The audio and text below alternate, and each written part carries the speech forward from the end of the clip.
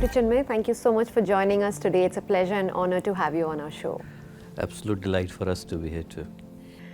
So let's start by understanding, what does spirituality mean for you? I think it means different for different people, but for me, the real purpose of this spirituality is to help one to become a decent human being. There comes a very beautiful story in one of the Upanishads of India called Kathopanishad. The story is of a young boy called Nachiketa. His father was doing a yajna, and one of the pledge that he had taken, that once the yajna is finished, then he would donate 1,000 cows. When it came down to the donating, then he started to select those cows which could not bear the child, they were of no use. So Nachiketa went to his father and he said that I heard that the concept of the dan, donation, is you give something that is right to the person who is right for an objective that is right. But here nothing is happening like that. You should donate something that is right. Father declined to answer. He asked again, declined to answer, refused. Third time he asked, he got irritated. He said, you want me to donate something that's most valuable to me? He said, yes. He said, you are most precious to me. I am donating you. He said, to whom? To death. Aap mrityu ke dwar jao. So Nachiketa walked. He said, now I have been donated. He went to the house of मृत्यु, यम के द्वार पर पहुंचे. यम नहीं थे वहाँ. 3 दिन तक उन्हें प्रतीक्षा करी. He waited there for 3 days. Yama came and Yama said कि पूरी कहानी उनको पता चली. तो he said that दान, donation does not depend upon the person who is giving. It depends upon the person who is taking. I never wanted your life, I cannot take it. But as you waited here patiently for 3 days, I will give you 3 blessings. Boom. Ask it. तो पहला नचिकेता ने मांगा कि मेरे father को पाप न लगे. Spite of the fact that he did wrong, I am asking for something good for him. Then he asked for the signs of yajna. Then third thing he asked that what is spirituality? And Yam said, Shurasya dhara nishita duratya durgam pathastat kavyo vadante. That you are only 8 years old. Ask something else.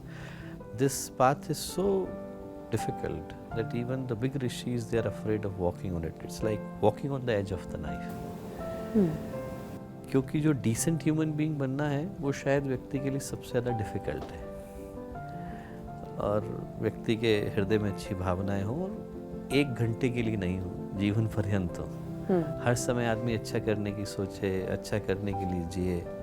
And whatever the arduity, the challenges, the strife, the problems that would come, by walking on that path, they should accept it. One day would be good and 3 other days may be bad, but then who cares? It should be the right path. That is what spirituality means. And as simple as it may sound, it's the toughest thing to follow. It's not a gimmick that most people think, and it has become a fashion symbol to be spiritual. It's not like that. It's actually becoming a good human being, and everyone knows what is right and wrong. It's just people take the wrong path because it's the easier one to take. Exactly. हर एक के हृदय में conscience तो है. We don't need a court to tell us that what is the right path and what is the wrong path. बिल्कुल. Right. Dr. Chinmay, you are into Vedic philosophy, into yogic science, into religious pedagogy. Tell me, how do these impact lives today in this modern age? They are of universal value. They are not written for a particular time and for a particular person or for a particular community or for a particular religion or for a particular community. They are written for the humanity. That's why they still make sense to us, because the human inner psyche has not changed much. आप गीता का एक उदाहरण लीजिए. 2nd chapter का 63rd verse आता है. ध्यायतो विषयान् पुंसः संगस्तेषु पजायते. संगात् संजायते काम काम क्रोधो विजायते. क्रोधात् भवति सम्मोहः सम्मोहात् स्मृति विभ्रम. स्मृति भंशाश बुद्धिनाशो बुद्धिनाशात् प्रणश्यति. In 2 verses, it's like the summary of the whole psychology. What he is saying, Lord is saying, he said that if you are thinking about an object again and again, and that object could be a person, that could be a position, that could be money, that could be anything of this world. If I am thinking constantly about it, I develop a desire to have it. Moment I have a desire, I want it. Moment I want it, there is a problem, there may be a fear of rejection. because I may want something, but that thing may not want me. True. And in my mind, whatever I have created about that thing, it may not be entirely true. तो जहाँ पर चाहत है वहाँ पर ठुकराने की समस्या है, और जहाँ पर ये भाव है कि मेरे को नहीं मिलेगा वहाँ पर अशांति है. तो कहते हैं कि इसकी शुरुआत तो वहीं हो गई जहाँ पर हमने चाहने की शुरुआत करी. And no matter how much you try to change from outside, if the inside is not changed, then only scenery would change. But inside I would remain the same person. So the whole idea of the spirituality is कि आप यहाँ तो शांत हो पहले, तब आप बाहर की शांति की बात कर सकते हो. The whole problem is that हम चाहना बंद ही नहीं करते.